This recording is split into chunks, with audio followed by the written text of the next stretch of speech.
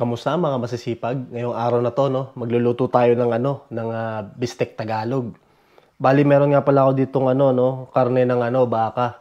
Hindi na ako bumili nung steak kasi mahal yun masyado eh. Medyo marami tayong gastos ngayong week na 'to. Kaya eto, iiwain lang natin 'to. Ewan ko kung ano 'to, shoulder yata 'to.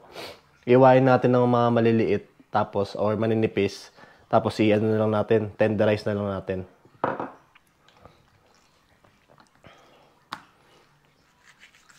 Iwain lang natin dito. Yan. Simulan natin dyan.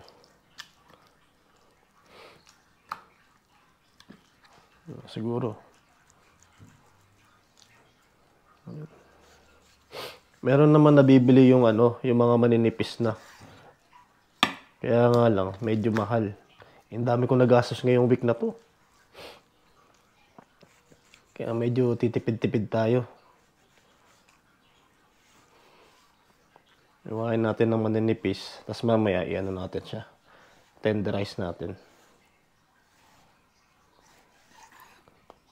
Tapos pwede rin natin siya i-ano mamaya. I-pressure cooker.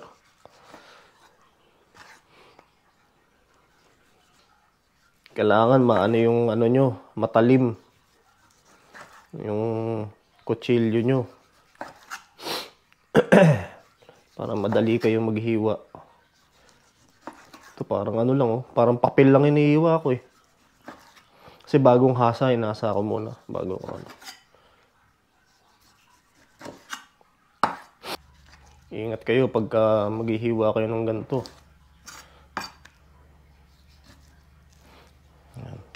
Ayos, ganun lang pala. Okay. Tapos ngayon, i-ano na natin siya, tenderize natin. Pwede tayo gumamit ng cling wrap, no? Pero sa akin, hindi na siguro. Hindi naman siguro tatalsik.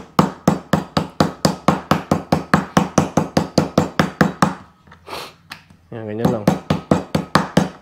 Pukpukin lang. Tapos, kuha tayo ng dami. Tapos, isa-isayin natin. Ganyan lang. Hindi naman kailangan sobrang durog. Kasi manipis na yan eh. Yan. Mapukpok mo lang. Ma-tenderize mo lang siya. Saktong pukpok lang. Ngayon, sunod naman natin tong sibuyas, no? Panigurado, iiyak na naman tayo nito. Ayan. Ayoko naman gumamit nung yung frozen na binibili ko. Kasi ito maganda to eh. Maganda yung, pag bilog-bilog ba siya, maganda siya. Maganda siya tignan. Tiin lang natin ng paganyan para makuha natin yung balat. Dati nung nagtatrabaho ako sa restaurant, ito yung pinaka-ayoko. Mag-ano ng sibuyas. Nihiwa ko dati, grabe. 2 sako. 2 sako ng sibuyas ang inihiwa ko. Kada 3 days yata yun. Isa lang siguro, pwede na to.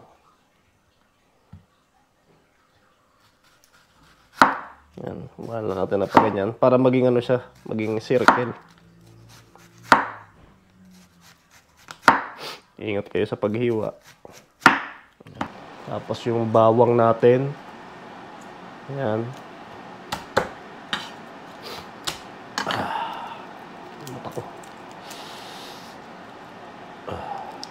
Ito bawang namin, medyo matagal na, no? Yan, hiwain lang natin itong bawang.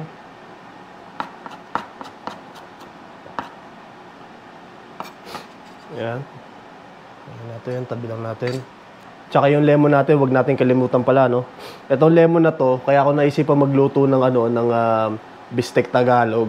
Kasi may nagbigay sa amin ng lemon, medyo matagal na. Medyo na siya, pa-expire na. Kaya sabi ko, sige, lutuin ko na. Gawa ko ng something. Ayan. So, tabi lang natin dyan. Para natin mamaya. May squeeze natin. Ayan. Okay. Ngayon, pwede natin simulan. So, ayan o. Bali sa wok natin, maglagay tayo ng mantika. Ayan. Yung iba, minamarinate pa. Eh ako hindi na kasi nagugutom na ako. So, ayan. Bali, pwede natin lagay yung bawang natin. Ayan. Tapos, pagkalagay ng bawang natin, lagay natin yung ating sibuyas. Ayan. Magtira lang tayo ng konti mamaya para medyo maganda yung ano natin. Meron siyang ano, yung parang tawag yan. Hindi lantang-lanta yung ano, onion. Ipang lalagay natin sa taas. Ayan. Tapos pagkalagay mo niyan, lagay na rin natin yung ating baka. Ayan. Ayan.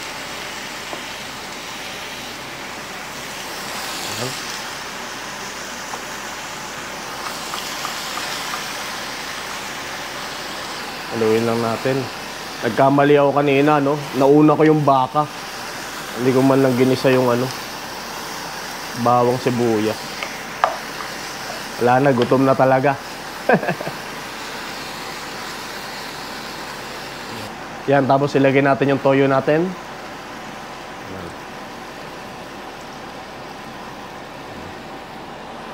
Ayan. Ayan, tapos maglagay tayo ng tubig.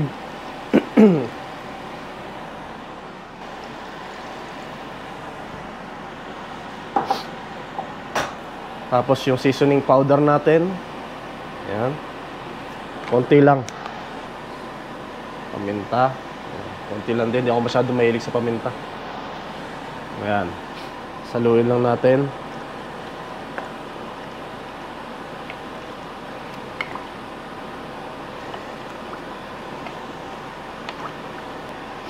Mamaya pag ano na to, kumulo na, pag nakonti na lang tubig, dagdagan nyo na lang hanggang sa lumambot siya.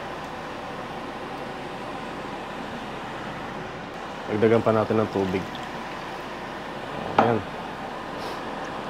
Medyo malalaki yung hiwa natin pero okay lang. Kami lang naman kakain eh. So ayan, lagyan natin dyan. Parang hina nung apoy. Ano, sakto lang. Ayan. Tapos lagyan natin ng konting lemon. Pampabango lang. Tapos mamaya, pwede natin dagdagan. Ayan. Haluin lang natin. May nakalimutan pa ba ako? Wala na siguro. Wala.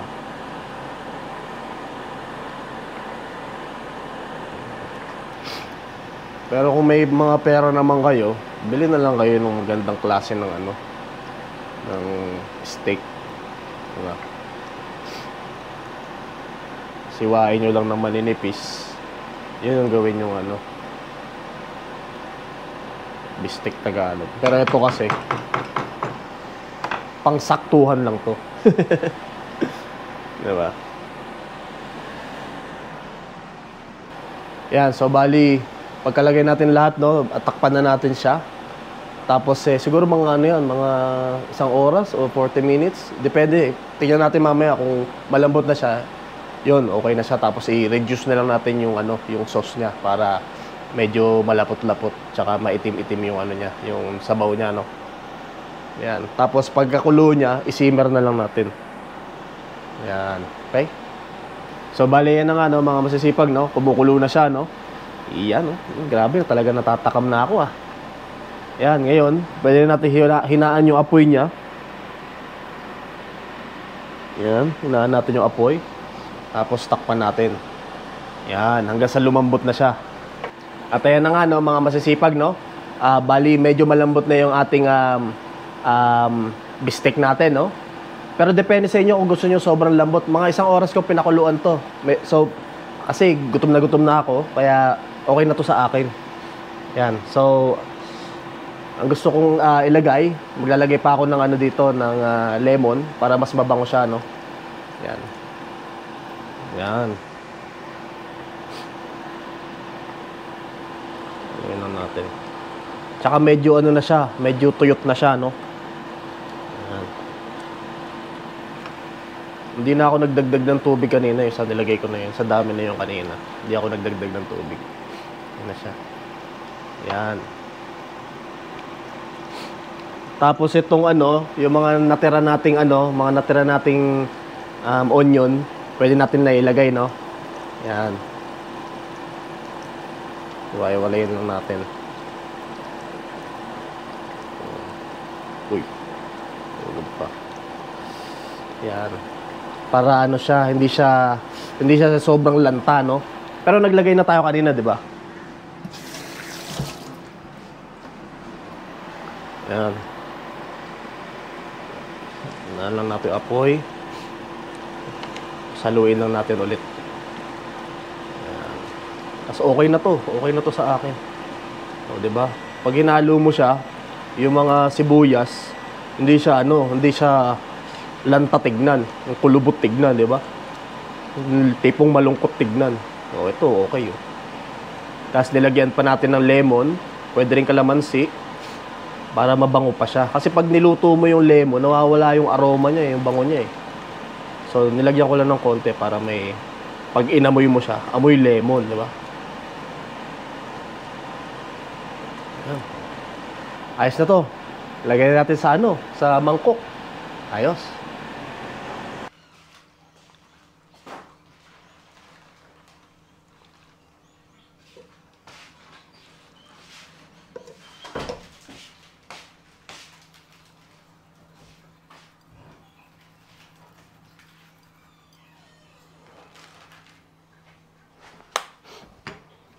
At ito na nga mga masisipag, no? Tetestingin na natin yung ano natin, bistik natin, no? Kainin natin to. Saktong-sakto to. Gutom na tayo. Ha? God bless. Sabaw. Beef.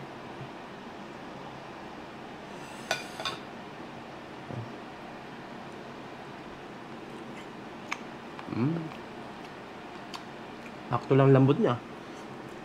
Isang oras.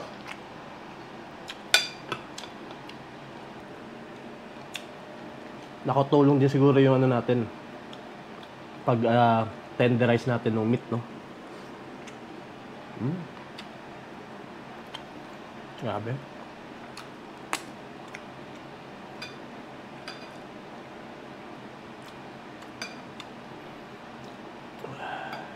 Yung pagkalagay natin kanina lahat ng mga ingredients, hindi na ako nagdagdag, no? Okay na ako sa lasa. Bala ko sana lagyan ng konting asukal, pero okay na. Okay na to. Oh. Yung onion natin, ano pa siya, no? Medyo crunchy pa siya. Kasi dinagdagan natin sa huli, nilagyan natin sa huli. Lagyan natin ng una, tapos tsaka huli.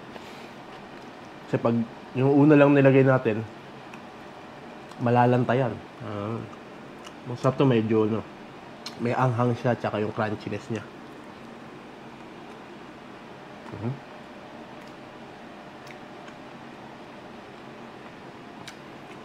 Tapos yung hiwa, sakto lang pala yung hiwa, kala ko malalaki. Na pag naluto nga siya, nabiliit nga, no?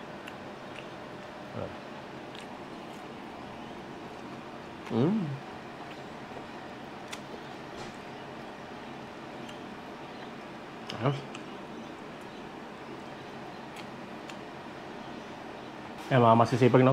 Nagpalit tayo ng pwesto. Mali pala yung pwesto ko kanina.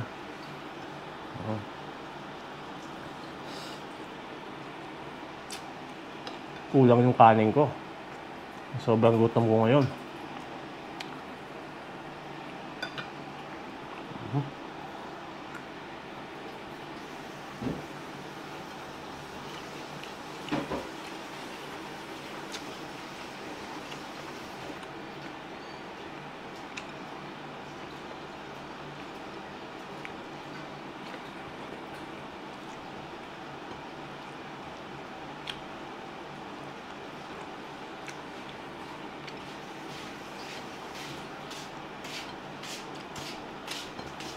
Kanin pa ako.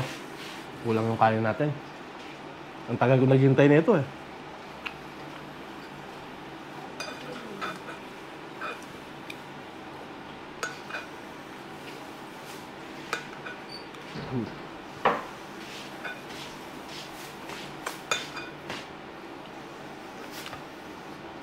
Yung binibini natin, ayaw kumain, no? Diet daw siya ngayon, diet.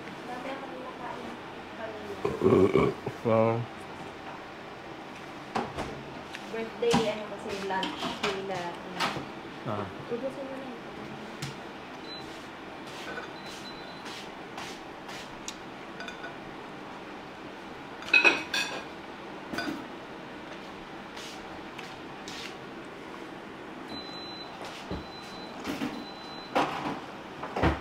Okay naman, kahit hindi steak yung gamit natin, di ba? Lasang baka pa rin. Depende na lang yan sa pagpapalambot nyo. Ayun lang yan.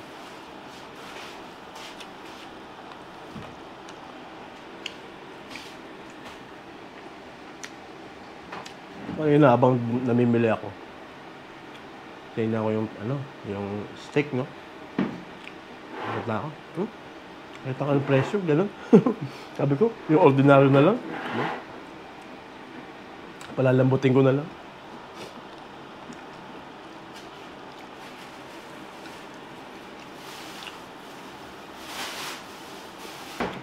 Pero kung pin-pressure cooker ko to, sandali lang to. 10 minutes lang, malambot na.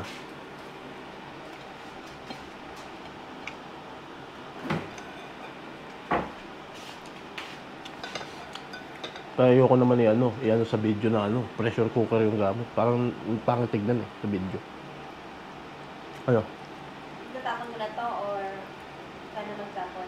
Ako na magtapon. Patay mo na yung basura mo. Ah.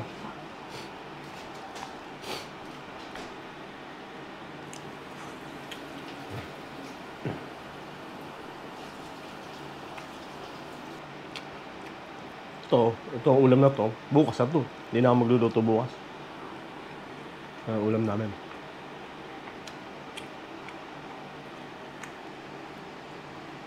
Mayroon pa nga natira dun Kaldero. Kung steak yung binili ko, konti lang yan. Diba? Baka ako lang kumain nun. Ito, at least ito, nakakain pa yung ibang tao. Diba?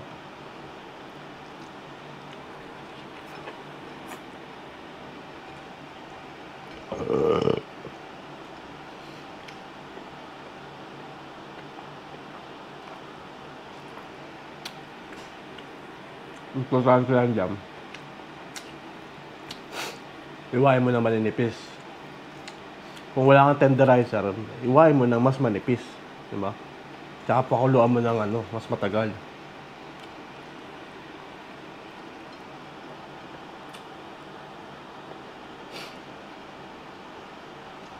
Ito kasi, hiniwa ko na naman manipis. Tapos inano ko pa. Minartilyo ko pa, diba? Tinenderize ko pa.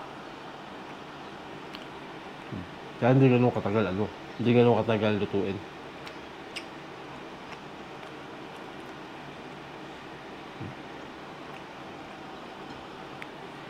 Okay na to.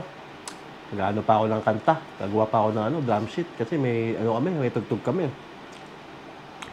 Pag tumatanda ako, medyo nararamdaman ko, medyo tumatanda na ako, nakakalimot. Ngayon, sinusulat ko na yung Dati, kabisaduan Ngayon, sinusulat ko na. Parang yung IQ ko na, bumababa na. Nakakalimutan ko na yung mga Kailangan ko pang practicein hanggang sa mga kabisado ko. Pag may drum sheet ka, titignan mo na lang, diba?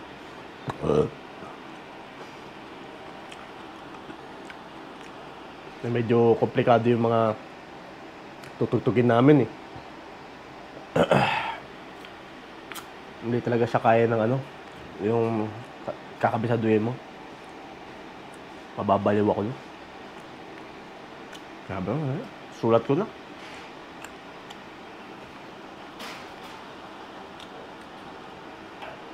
Ayos na. God bless us.